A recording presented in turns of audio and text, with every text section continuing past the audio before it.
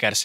Kali ini kita akan ke satu wilayah yaitu di Jawa Barat. Jawa kita Barat, akan ngobrol sama Kang Baban ya. Iya betul, dari Detik Jabar. Kita langsung menyapa, kita sudah bergabung bersama Kang Baban. Selamat sore Kang Baban. Selamat sore Mae dan Edo, apa kabar? Ih keren, Baik, layoutnya sehat. berubah lagi. Sehat-sehat Kang Baban, Kang Baban Alhamdulillah. Damang. Alhamdulillah Damang sehat. Oh. Itu yang lagi kerja green screen atau orang beneran? Bukan nih ruang kerja kita di sini. Oh Nah, keren. ini suaranya oke nih. Kemarin waktu bagi-bagi undian dapat apa Kang? Dapat voucher MAP Dari juga ketawa ya? Dapat dong. Iya dari ketawanya kayaknya dapat kulkas 2 pintu ya. Iya. Siap.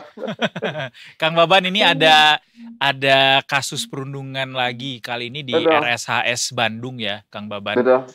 Boleh dielaborasi dong ke kita Kang Baban saat kasusnya sendiri ini seperti apa update-nya?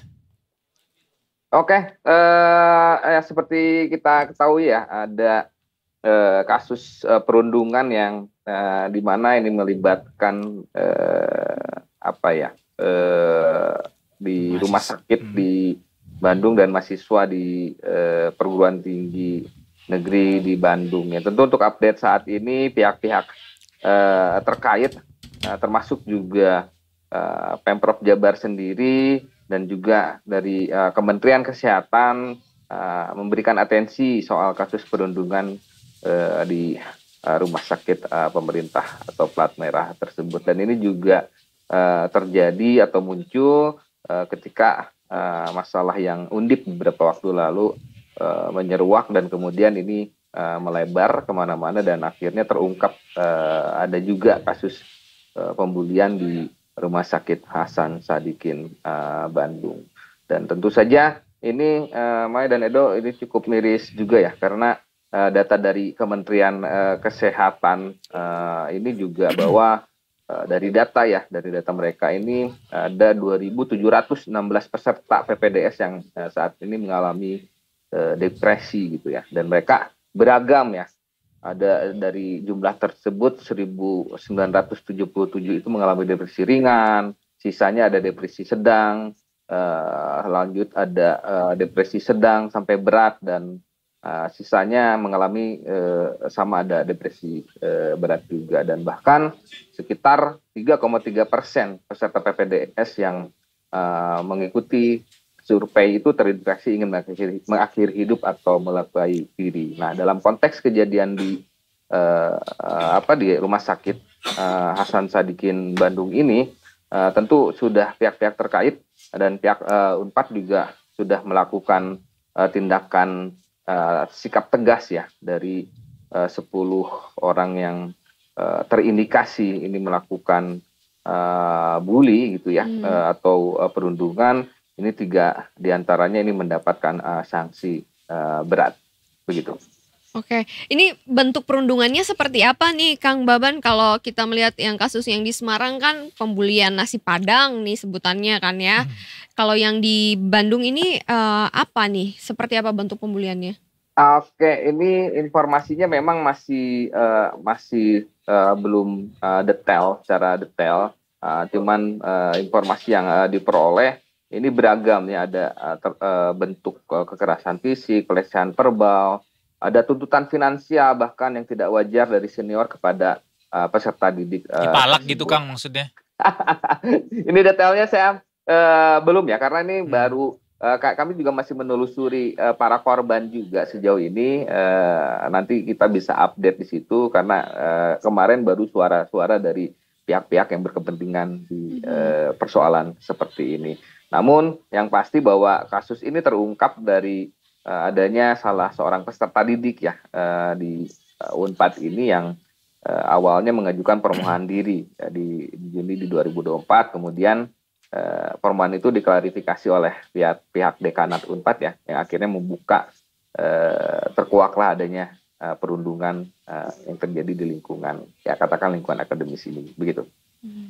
Berarti untuk yang saat ini pelaku perundungannya itu berasal dari mahasiswa kedokteran di Fakultas Kedokteran Universitas Padjadjaran ya, Kang Baban ya, betul, yang terdeteksi. Dari Unpad sudah memberikan sanksi kepada ke-10 pelaku ini, Kang. Ya. Dan Ya, betul, sudah. kemudian untuk memitigasi risiko terjadi kembali hal-hal demikian, apa yang dilakukan dari pihak universitas, Kang? Atau mungkin ada regulasi atau tekanan gitu dari otoritas terkait? Betul. Untuk tindak lanjut yang dilakukan Unpad sendiri, ya ini jelas ini mereka membentuk sebuah wadah bernama Komite Etika Disiplin ya, untuk tentu agar kejadian ini tidak terus berkelanjutan atau terulang, atau kejadiannya terus serupa gitu ya.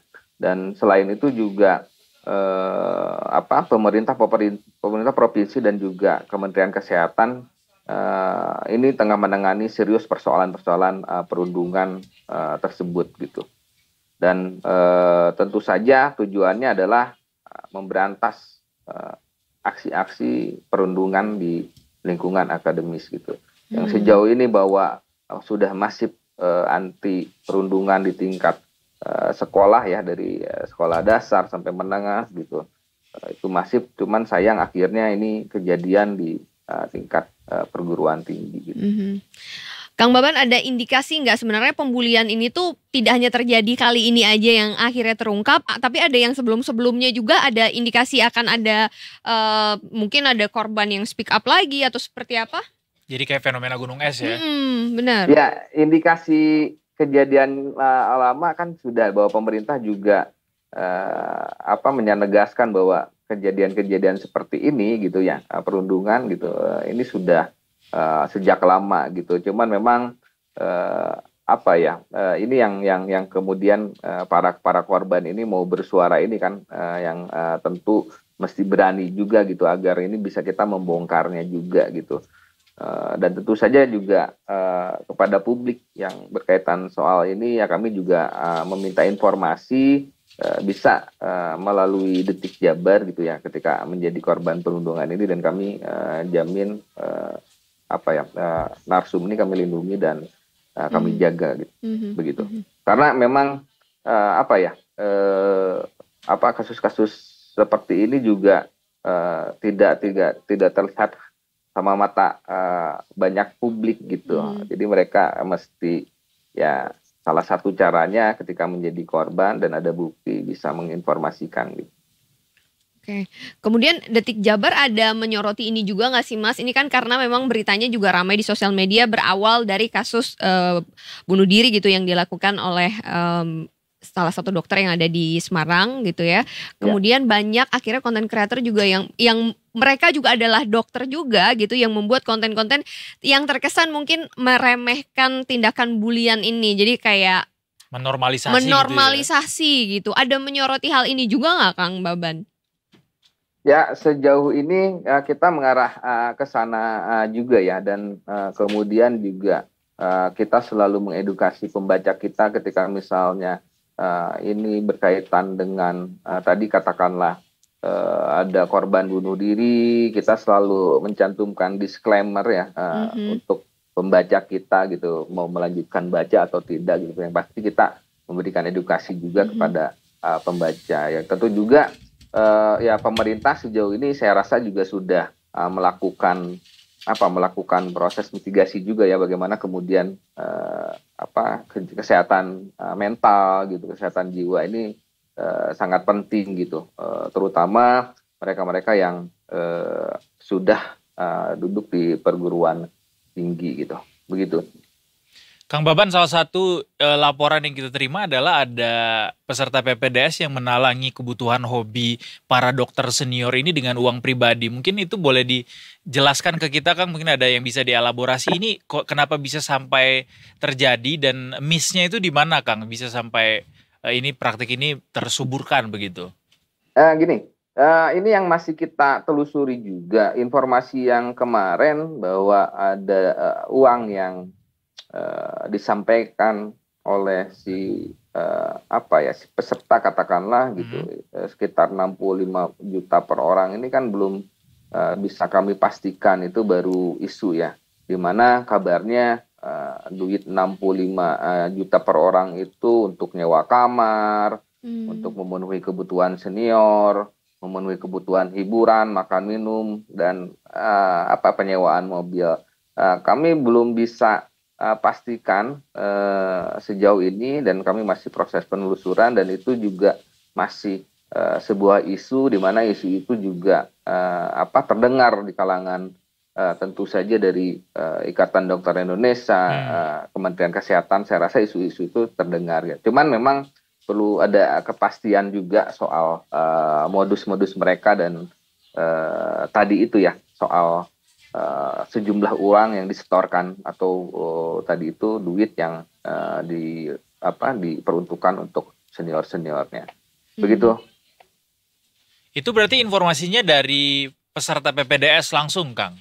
Ya, isu yang beredar seperti itu memang begitu. Cuman ya tadi harus dikonfirmasi lagi dari pihak, ya betul, dari pihak Ikatan Dokter Indonesia juga menyatakan bahwa itu masih sekedar isu, dan memang perlu perlu kita perdalam lagi gitu, dan dibuktikan kebenaran tersebut gitu. Ini masih terus proses, terus kita atensi kasus-kasus bully di tingkat kampus ini gitu. Oke.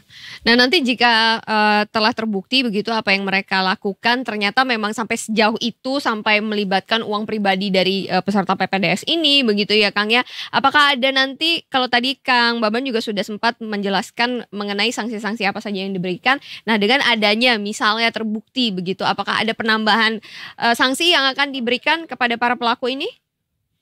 Ya, kalau dari internal pihak kampus kan tadi sudah jelas ya, ada sanksi berat ya, dari 10 itu 3 orang ya, ada residen senior ini yang dipecat dari program, dan 1 dosen yang dikenai sanksi berat. Artinya ini bisa masuk ke ranah pidana, tentu saja polisi akan melakukan proses penyelidikan ketika memang tadi korban mau melaporkan ya.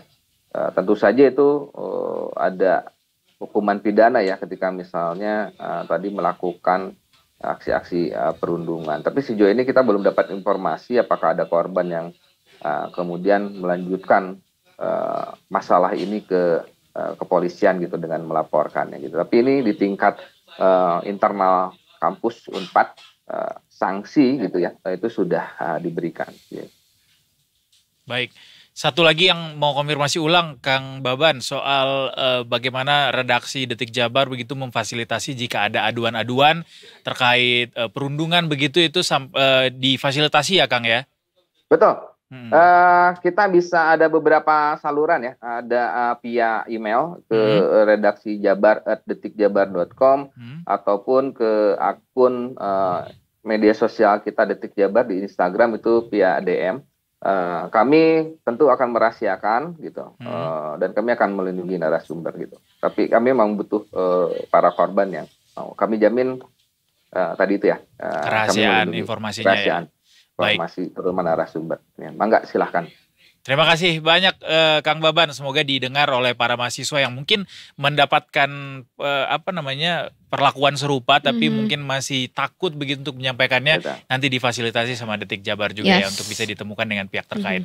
Terima kasih banyak Kang Baban. Terima kasih. Terima kasih, salam buat teman-teman redaksi lainnya. Terima kasih, selamat bertugas kembali Kang Baban. Sehat selalu.